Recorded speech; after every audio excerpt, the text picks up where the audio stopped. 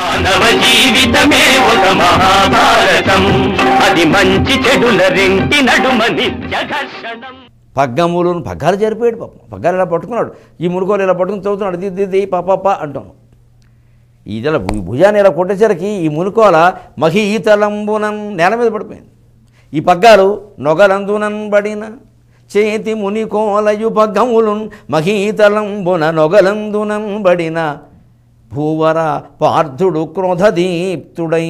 భయంకరమైన కోపం వచ్చింది అర్జునుడు. ఒరే దేవదేవుణ్ణి కొడతావురా, నేను ఇక్కడ లేనురా, ఆయన కాపాడుకోలేకపోతే నేనెందుకు? ఇది జీవుడు అహంకారం అనడానికి లేదు, దేవుడు ఉన్నాడని తెలిసి కూడా జీవుడు బాధ్యత. ఇక్కడ ఒకసారి మనపోటుగాళ్ళ వెంత ఏమంటాం, కృష్ణుడు ఆయన్ని కాపాడుకోలేడండి, ఆయన్ని అలా ఆయుధాలన్నీ తగిలితే మనకేమిటంటే కృష్ణుడికి ఏమీ కాలేదని రోజు పాపం నెత్తులు తుడుచుకునేవాడు ఆయన. అంటే సామాన్య మానవుడులాగే ఉంటాడు దేవుడు కూడా. ఏమిటి తేడా అంటే శంకరాచార్య చెప్పింది, స్వకర్మపాశ వశగ ప్రాజ్ఞో అన్యోవాజనో ధ్రువం ప్రాజ్ఞసుఖం నయేత్కాలం ఇది వేదాంత రిండిమఖ. ఎంత జ్ఞాని అయినా అజ్ఞాని అయినా ఇద్దరూ కర్మపాశ బద్ధులే, లేకపోతే ఈ భూలోకం మీదకి రారు.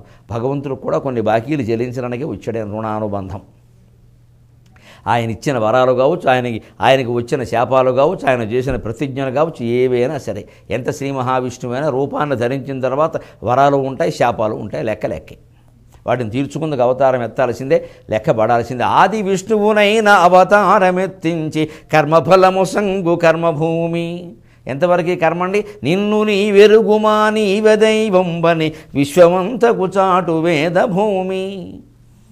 నేనెవరనే తత్వ విచారణ చేసి మనం ఎవరో మనకి తెలుసు. జీవన్ముక్త స్థితిని అనంతరం విదేహ కైవల్యాన్ని, దేహాన్ని కూడా విడిచిపెట్టిన కైవల్యాన్ని మనం పొందే వరకు ఇది తప్పదు. అందుకని ఆయన భరిస్తాడు అవన్నీ. ఆయనకి లేని అభ్యంతరం మనకి దేని ఊరికే మనం కథలు కూడా ఇక్కడ కూర్చొని. ఆయన అనుమతి లేకుండా తోమరం వచ్చి గుచ్చుకుంటుందా? ఆయనకి నిమిత్తం గుచ్చుకుంది, భరించాడు అంతే. పాపం ఈ కంచీకర్ర చర్నాకోలా జారిపోయి నేల మీద పడిపోయింది. ఈ పగ్గాల చేతిలోంచి పట్టుదప్పి కింద పడిపోయి.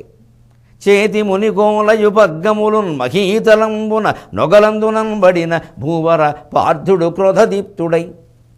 అయ్యో నా బాధ్యతను మర్చిపోయానే అని బాధ వచ్చింది అర్జునుడికి. ఎందుకంటే ఒక్క క్షణం ఆయన ఏమరపాటుకు గురయ్యాడు. ఈడు నకులుణ్ణి అవమానించిన కర్ణుడి మీద పగ తీర్చుకోవాలా, శంశపుత్రులతో యుద్ధం చేయాలి. యుద్ధ రంగంలో ఉన్నప్పుడండి క్షణాలు కాదండి, మన పక్కా గడియారాలు పెట్టి కంప్యూటర్ల ద్వారా ఏదో నాసా సెంటర్ వాళ్ళు చెబుతూ ఉంటారే క్షణంలో 1000 వంతెన, అలా ఆలోచించాలి. అలా ఆలోచిస్తేనే పనులు అవుతాయి. అందుకని సావకాశంగా ఒక విచారణ సంఘం దాన్ని పెట్టి విచారిస్తూ కూర్చోకూడదు. యుద్ధరంగంలో అలా ఉండదు పరిస్థితి. పాము ఎదురుగా ఉంది, కృష్ణమూర్తి గారు చెబుతారు తన తత్వంలో, పాము ఎదురుగా ఉంది, తొక్కితే తొక్కు, లేదా విజయవంతంగా పారిపో, రెండే ఆలోచనలు అయితే. ఇది ఏ జాతి పాము, ఇది ఇటు వచ్చినందువా పోవునందువా, నేను ఇటు ఎలా వచ్చి నేను ఆలోచిస్తే ఈ లోపు దానిపైన చేసిపోతుంది. అందుకని చర్చ వద్దు, చర్య తీసుకుంటాడు ఆయన. ఆలోచన అన్నీ అంతే, జీవితంలో వచ్చింది చర్య తీసుకో, ఇంక దాని గురించి చర్చించద్దు ఊరికే. ఎందుకంటే అప్పుడు ఖచ్చితంగా యాక్షన్ ఏదైనా సరే మొత్తం మునిగేది. ఏ బంధము ఉండదు. ఈ బంధాల గురించి మనం ఆలోచిస్తూ ఉంటాం ఊరికి. ఏమిటి ఆ బంధం? అసలు అలాంటి సమస్యలు వచ్చినప్పుడు ఖచ్చితంగా ఆలోచించాల్సింది ఒకటే విధానం. తత్వశాస్త్రం తెలిసిన వ్యక్తిగా మొహమాటం లేకుండా చెబుతాను. పిల్లల సమస్య వచ్చిందండి. పిల్లల సమస్య ముందు పిల్లలది. పిల్లాడు దుర్వ్యసనాలకు లోనయ్యాడు అనుకుందాం, ముందు అది వాడి సమస్య, మన సమస్య కాదు. కానీ తల్లిదండ్రులు ఎలా ఆలోచిస్తారంటే, ఆలోచించడం తప్పని సహజమే, ఎలా ఆలోచిస్తారు. కానీ అంతలా ఆలోచించగలరు. వీడు ఇలా ఇలాంటి వాడు అవడం మన పరువు పోతుంది అంటే వాడి మీద ప్రేమ కాదు, మన పరువు మీద ప్రేమ మనకి. ముందు ఆలోచించాల్సింది వాడి ఆరోగ్యం పాడవుతుంది, అది ముఖ్యమైన విషయం. మన పరువు ముఖ్యం కాదు అక్కడ. కానీ ఇలాగే వస్తుంది, నా పరువు పోతుంది నీ వల్ల అంటే వాడి ఆలోచన కూడా ఎలా ఉండవు, ఈయన పరువు కోసం బాధపడుతున్నాడు కానీ నా గురించి కాదు. అసలు అది వాడికే ఇబ్బంది అనే విషయం చెప్పాలి. వినకపోతే వాడి కర్మ, నాకు సమస్య కాదు, నీకే సమస్య. ఇది నువ్వే గోతులో పడుతున్నావు, చూసుకో. నీ ఆరోగ్యమే పాడవుతుంది, నీ జీవితం. నేను ఎంతకాలం ఉంటాను? ఈ విషయాన్ని తల్లిదండ్రులు పిల్లలకి ఆ పిల్లల సమస్యలలాగే చూడ. వాడు చదవట్లేదు, వాడు చదవకపోవడం మన సమస్య కాదు. నీకు అసలు మార్కులు రావట్లేదు, నువ్వు ఫెయిల్ అవుతున్నావు, నేను నలుగురిలో తలెత్తుకోవాలంటే భయంగా ఉంది. వాడికి మార్కులు రాకపోతే ఇవిడికి ఎందుకు భయం? ఇవిడికి వచ్చే ఏమైనా మార్కులు పెద్ద, ఇవిడు మార్కులు చూడమనండి. ఇది ఒక మాట. అదనొద్దు. చదువుకుంటే నీకే మంచిది, లేకపోతే నువ్వే దెబ్బతింటావు, నీ ఇష్టం. తర్వాత నీకు అన్నం పెట్టడం వరకే నా పూచి. ఎందుకంటే చదువుకోపోయినా అన్నం పెట్టాలిగా, అంతే. కొన్నాళ్ళకి వాడికే వస్తుంది బాధ్యత, రాకపోతే తర్వాత వాడి కర్మ.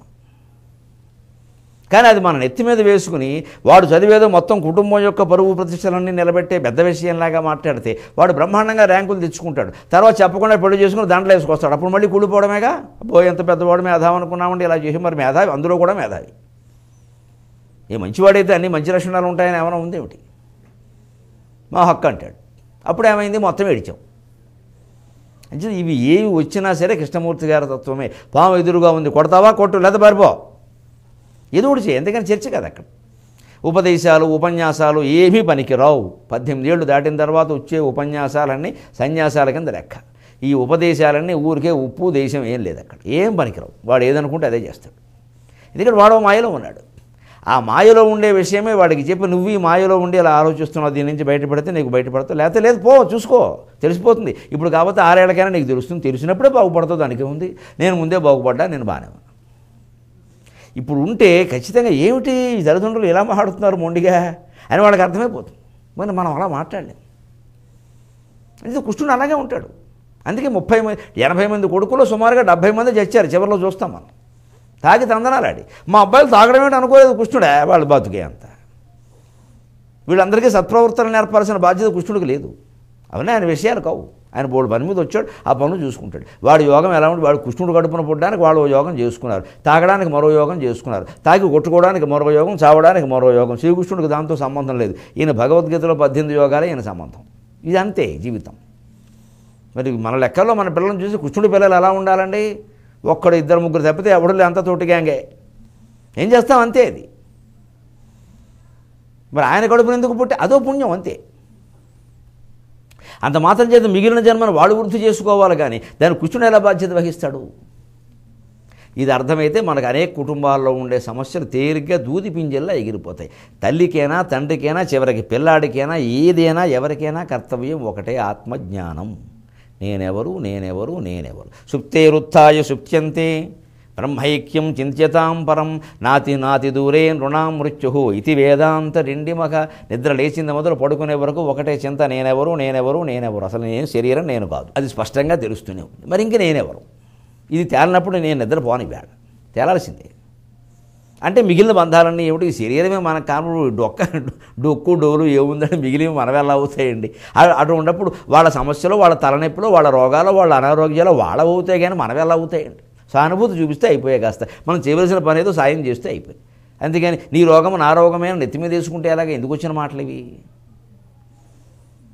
అదేదో నీదే అంటే వాడు జాగ్రత్తగా ఉంటారు. అంచేది ఆయన అలాగే ఉంటాడు ఎప్పుడు. ఇప్పుడు అలాగే ఆయన భుజం చీలిపోతే కూడా, అర్జున ఏం చేస్తున్నావు, నా భుజం చీలిపోయింది, బాబు సత్యభామ చూస్తే, ఇవన్నీ మాట్లాడలేదు ఆయన. యుద్ధానికి వచ్చాక భుజం చీలకపోతే ఏమిటి, గులాబీ పూలు దండేస్తారేటే?